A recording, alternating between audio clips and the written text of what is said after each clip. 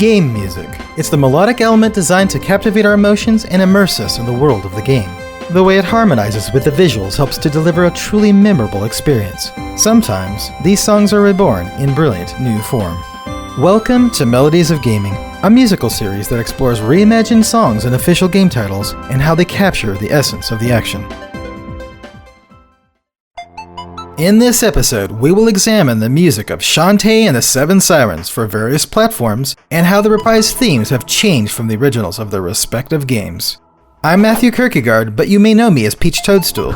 For today, we have the great pleasure of introducing Mark Sparling, one of the fantastic composers who wrote numerous tracks for Shantae and the Seven Sirens, including the melody and chording of the theme song, Rise and Shine, Shantae. Hey!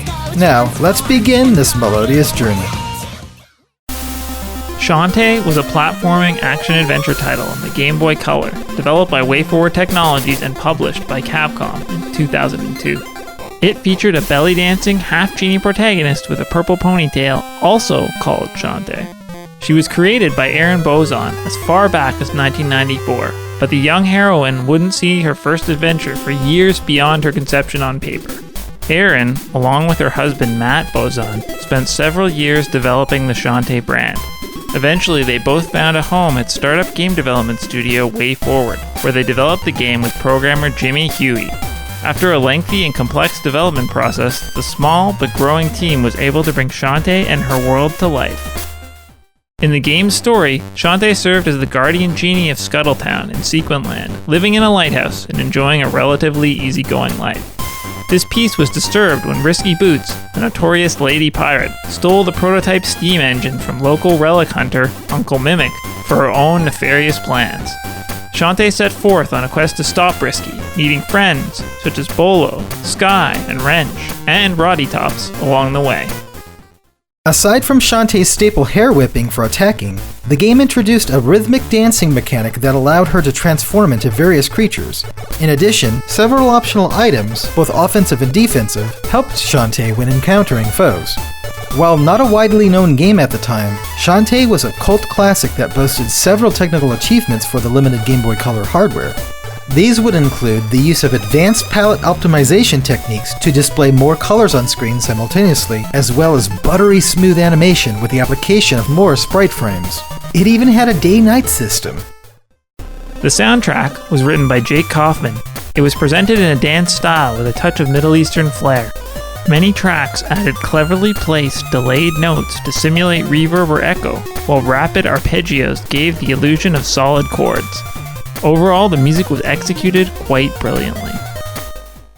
As a Game Boy Color title, Shantae received high praise from many critics at the time, but its release after the launch of the Game Boy Advance adversely impacted its sales and reach. A sequel was in development for the new handheld, tentatively called Risky Revolution, but without a publisher, the Shantae series remained in limbo for years. But the tides turned with the release of the Nintendo DSi Shop in 2008. It provided an opportunity for WayForward to release games to the handheld digitally, and so Shantae had a chance to shine once again. The sequel came in the form of Shantae Risky's Revenge, released in 2010. The gameplay had greater depth compared to the first adventure, quite literally. The ponytailed guardian genie could hop between the foreground and background, adding another dimension to the platforming. The title soundtrack utilized acoustic instruments, although some of the electronica style remained in several compositions. The third installment, Shantae and the Pirate's Curse, released on the Nintendo 3DS eShop in 2014. This time, Shantae had to manage without the genie powers that allowed her to transform. The new moveset included weapons and tools that belonged to Risky Boots. The music had a cleaner sound compared to the previous title and included some wildly catchy tracks.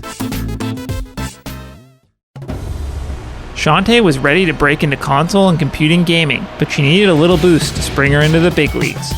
To meet this need, WayForward launched a Kickstarter for Shantae Half Genie Hero in 2013. Thanks to many of Shantae's fans, the crowdfunding effort was a success. In 2016, the bold adventure released on multiple platforms, including the Wii U.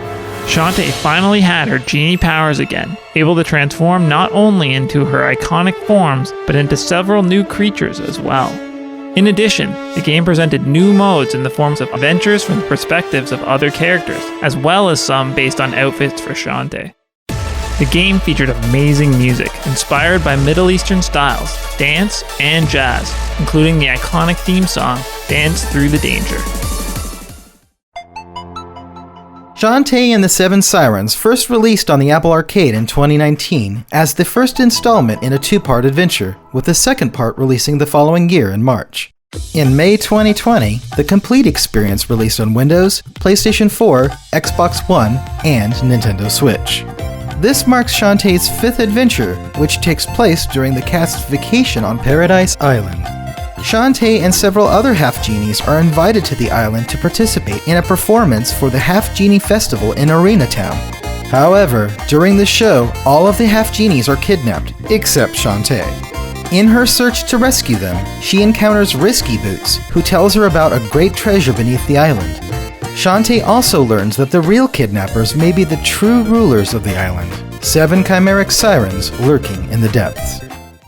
Presented with Metroidvania-style gameplay and map design, the game features the ability to transform instantly into creatures using fusion magic linked to the other half-genies. Dancing is reserved for special transformations that affect the environment or even heal Shantae. Naturally, the sprightly hero retains her hair-whipping prowess, while battle items make a return from the past titles as relics that use magic. This adventure also introduces collectible monster cards that allow Shantae to boost certain stats when equipped. Completely new to the series are the fully animated in-game cutscenes, in addition to the animated opening created by Studio Trigger. Unlike all of the previous titles, the music for Seven Sirens was not composed by Jake Kaufman, but rather 4 other talented artists: Kentaro Sakamoto, also known as Professor Sakamoto, Madeline Lim, Gavin Allen, and, of course, Mark Sparling. The soundtrack features a variety of styles and moods, including some chiptune hybrids inspired by Shantae's first adventure on the Game Boy Color. Only a select few compositions return from past titles, but they sure bring back memories. Warp squids have been a notable species of the Shantae universe since the very first title. By bringing 4 of them to the Warp Squid Mother in the original game, she would reward Shantae with a unique dance to fast travel to the associated town. In Risky's Revenge, we are introduced to what may be a giant warp squid, one of the barons of Sequinland, the Squid Baron. He served as comic relief and a hindrance for Shantae. Squid Baron presented himself as a mostly friendly character with children of his own, but he soon revealed that he had quite the hot temper that made him an unruly opponent. Squid Baron's iconic theme did not appear until Pirate's Curse under the name Yo, Go Crazy, a rather humorous title to say the least. After his vacation plans were ruined by a deceptive brochure, he felt forced to accept and embrace his role as a disgruntled mid-game filler boss. The theme was wacky and hyper, perfectly capturing the feeling of a foolhardy villain who actually may not be all that bad. This zany piece was arranged for Seven Sirens to be more of a character theme, written by one of the 3 other composers for the game. Titled Bootleg Baron, for reasons revealed later in the game, it initially plays after Shantae disembarks from a research submarine called the Metal Fish after being nearly crushed by a sea monster. She encounters the Squid Baron outside the vessel, surprised at the identity of the attacker. Not realizing, or even caring about, the danger he posed to the crew, the troublemaker pitches to Shantae a wacky game concept. The arrangement perfectly blends the melody and bouncy vibe of Yo Go Crazy with the style of the slower, more comedic theme of the tenacious Tentacle Terror from Pirate's Curse and Half Genie Hero. It's serious fun. The Item Get fanfare is an iconic jingle dating back to Shantae's first adventure. It's a short piece with a melody that runs up the F Phrygian dominant scale, a gypsy major scale that gives that ethnic flair. Found Item from the original Shantae naturally presented this as a chiptune.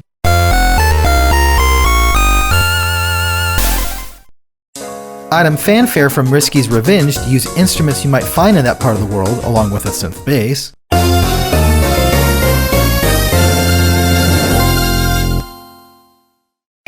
You Found an Item from Pirate's Curse gave a nautical spin on the theme. Wait. That's not the source melody either. In fact, that's the Solve a Puzzle jingle straight from Risky's Revenge. Oh well. Finally, there was You Got an Item from Half Genie Hero using crisp orchestral instruments with a dulcimer-like Santur lead.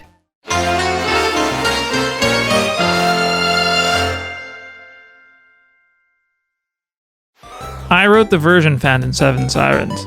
My desire was to combine elements of the music from the original Shantae with those from more recent titles in the series.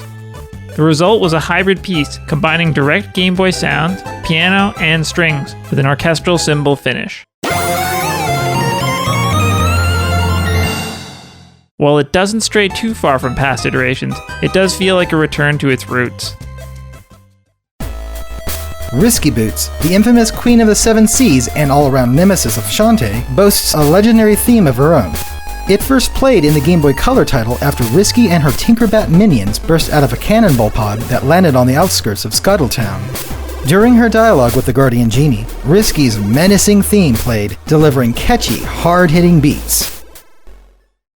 Presented in the key of A minor, the melody starts immediately with a sort of tremolo effect across a couple of octaves to give a sinister feeling. Complementing this, the bass presents a mild dissonance while it dances around the A minor chord.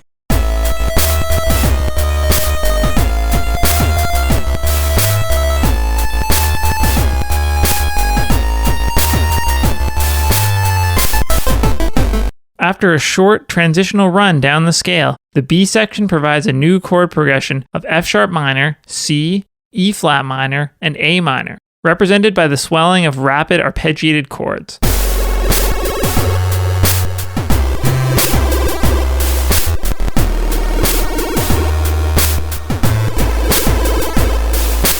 With the absence of a melody, the bass takes center stage here until a high-frequency riff plays an accent.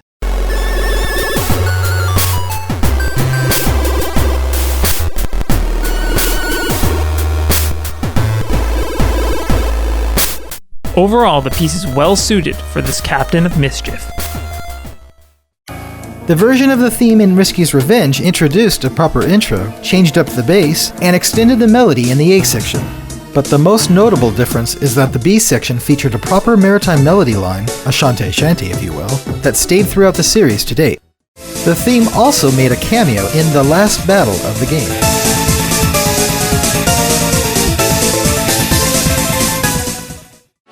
Pirate's Curse contained a whopping 3 versions of the theme, as well as some representation in the title theme with the B section coming before the A section.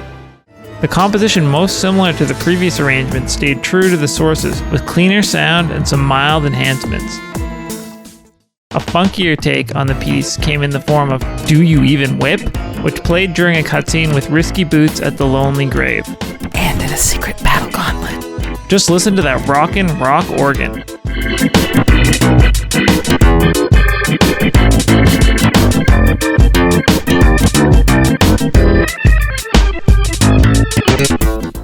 Risky's Uncertainty was a melancholic version that played on Spiderweb Island when Risky Boots doubted her ability to stop the pirate master. It was a beautiful piece, with some obvious inspiration from Italian drama with its moody mandolin. Risky Song from Half Genie Hero mixed things up, presenting a suave jazz in 6/8 time with changes to the chord progression, new transitions, and various overlays and articulations.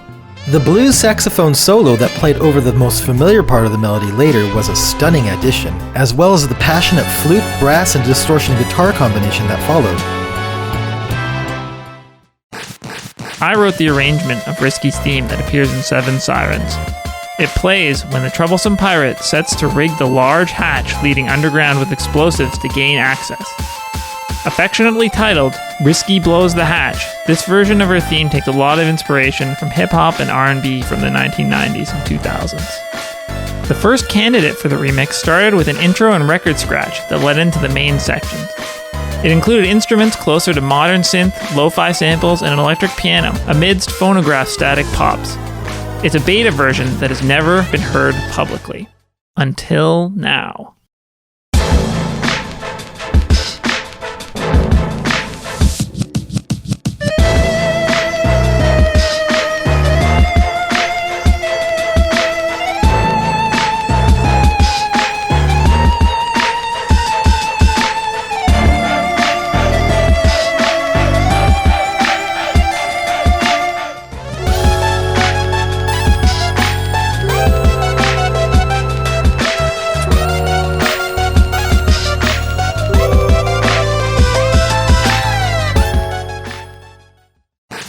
Since the music in Seven Sirens is heavily influenced by chiptunes from the original Game Boy Color title, the final version Mark wrote reflects that. Several parts in this piece were written and recorded using a Game Boy, which work harmoniously with the acoustic elements. The composition starts with the repeated hits of noise channel snares before moving into the A section in A minor. Here, the melody plays with pumping Game Boy square chords accompanied by a synth and piano combination for the bass.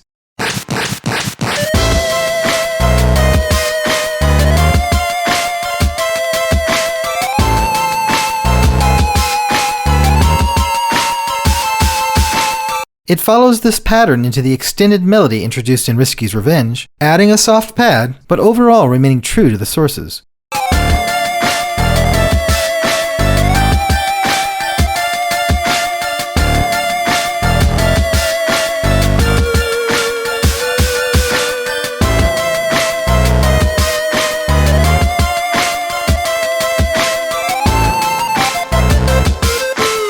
A completely new transition takes half steps down the scale, leading into the B section. The melody here has a different tone color, with arpeggiated Game Boy chords supported by jazz piano accents. A high-frequency wave that pans left to right for each successive note gives the section extra chiptune flavor. Falling in pitch from the high note, the piece finally returns to the A section.